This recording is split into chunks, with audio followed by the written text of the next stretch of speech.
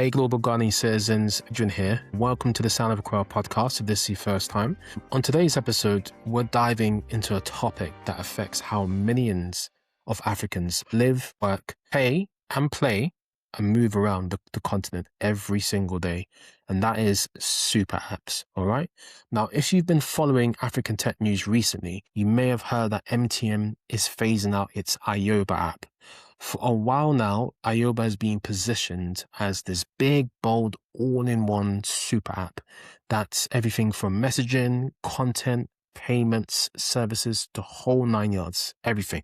And now it's on its way out, okay?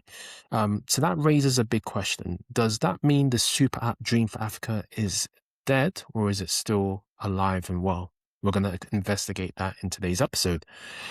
I think it's still alive, and I'm going to explain why in this episode. So I want to walk you through what's actually happening on the continent, because while Ayoba is shutting down, there are other players in the West, East and Central Africa quietly building their own versions of the super app model. Now, they might not be as loud or big as WeChat, but they're very real and they're shaping how digital ecosystems are emerging here today.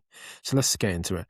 And how you explained the super app was that instead of having 10 different apps on your phone, one for rides, one for food, one for payments, one for messaging, another one for shopping, you've got one main app that does all of these things for you under one roof. And that's a great way to explain what a super app is, because it makes life more simpler and more convenient. And I believe since then, I think Anthony has gone on to pivot ShaQExpress to becoming a platform which is focused on doing courier services for Ghana and beyond. So a shout out to Anthony if you're listening. That's a nice little pivot that you've done.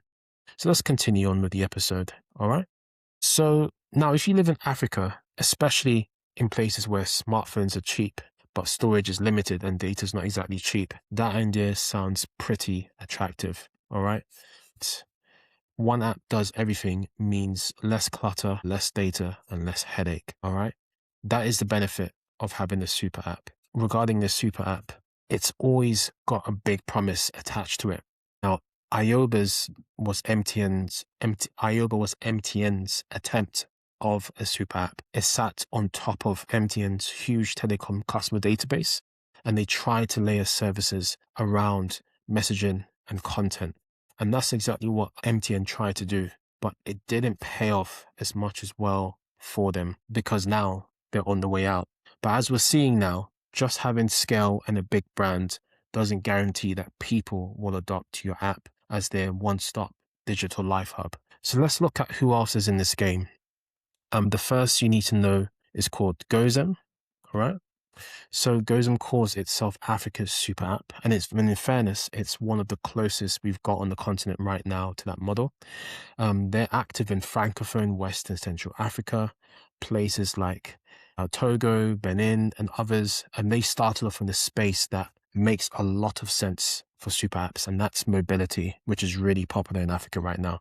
Think motorbikes, taxis, tricycles, cars, that sort of thing. Getting around in Africa is so key and so critical, because you've got people coming from the rural areas to the busy cities, and they need to move around in different ways, and different people are coming from different levels of wealth. So mobility is massive in Africa, moving goods, moving people around, moving all sorts of things and people.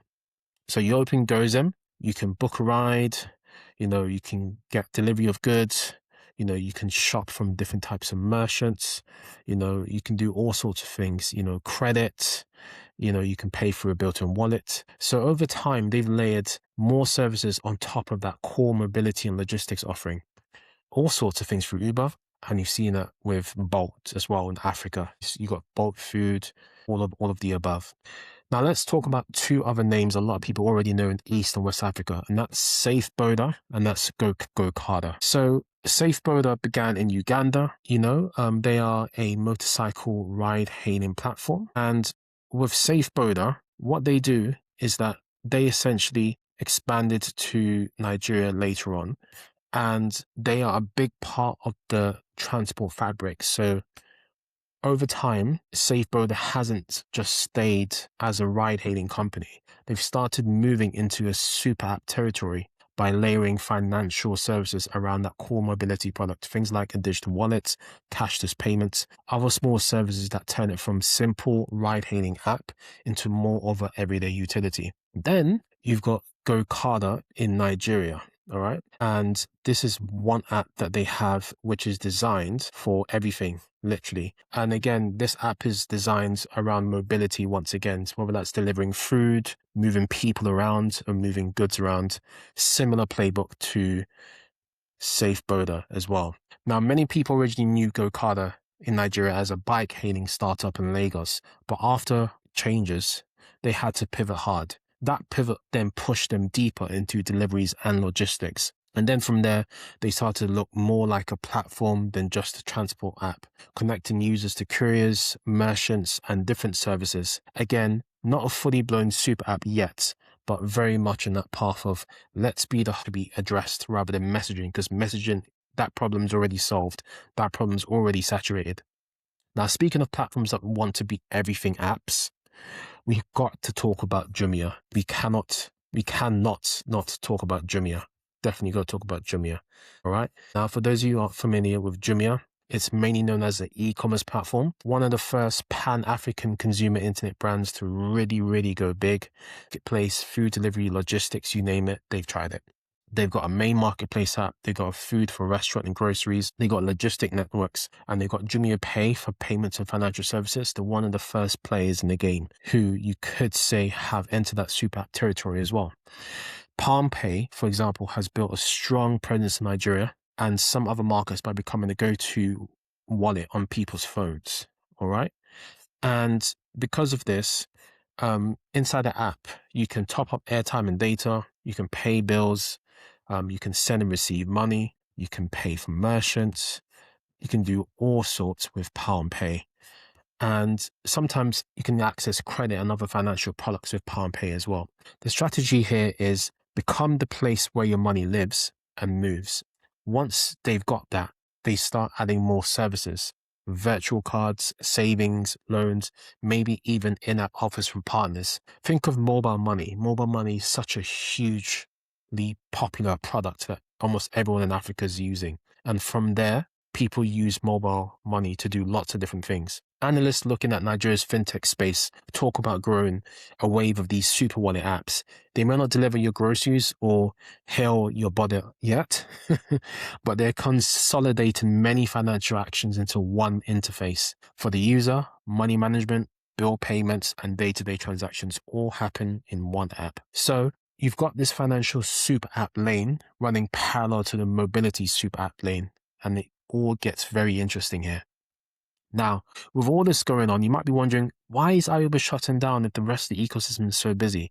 And what does this say about the future of super apps in Africa? Ayoba has had some clear advantages. MTN's huge telecoms network, distribution power through pre-installs and data bundles, and the ability to zero rate some usage. But the distribution is only half the story. Other half is product market fit. The African consumer doesn't just want more features in one app. They want reliability, convenience, real everyday value, and trust. Super apps tend to succeed when they latch onto a daily essential behavior, then build around it. In China, that was messaging and payments. In some parts of Southeast Asia, it was ride-hailing and food delivery.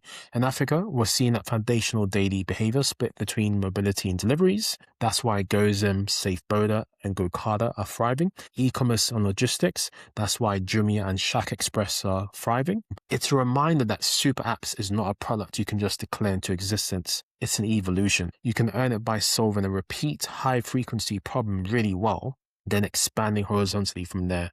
Where does this leave us indeed? If you zoom out, you can see three main clusters of super apps across Africa. You've got e-commerce, and then you've got fintech. Now, are any of these at WeChat level of dominance? No. Are they all operating in every African country? Definitely not. But they show that this super app idea is alive and well. It's just been adapted to different African realities. And that's the truth, honestly. Patchy infrastructure, extreme diverse markets, different regulatory environments, and users who are very value conscious and data sensitive. Instead of one continent-wide super app, we're more likely to see multiple regional champions, each building from their own base: mobility, e-commerce, or finance. As we wrap up, here's the key takeaway.